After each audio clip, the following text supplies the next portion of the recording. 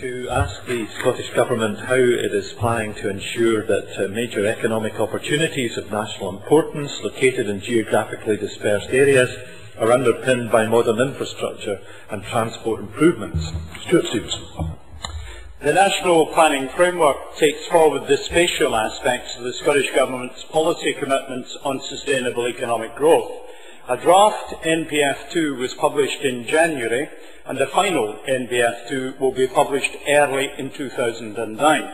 It will focus strongly on priorities for the improvement of infrastructure to support Scotland's long-term development.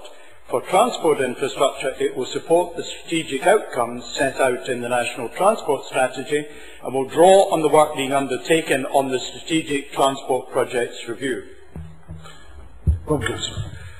Presiding Officer, I'd like to thank the Minister for his detailed answer, but in addressing infrastructure development during this period of prolonged world monetary instability, will the Cabinet Secretary ensure that the kind of projects which can be taken forward to meet climate change adaptations, such as the climate proofing of buildings, are part of those kinds of projects, along with the kinds of projects which, in transport terms, he mentioned earlier, such as the infrastructure required to support the varied economic potential of the Pentland Firth?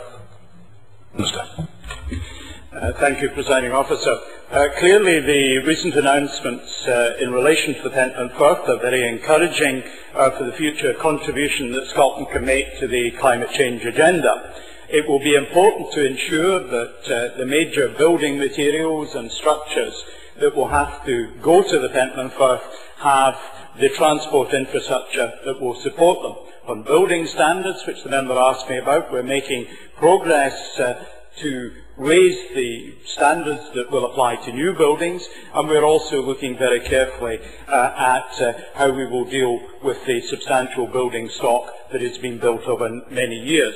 Finally, in relation to infrastructure projects generally, in these current troubled financial times, it is clear as markets open up and interbank trading returns that there will be, in the first instance, a flight to quality for investors in the projects that they will look to invest in. And there are no better quality projects than many of the projects that this government will wish to take forward in Scotland.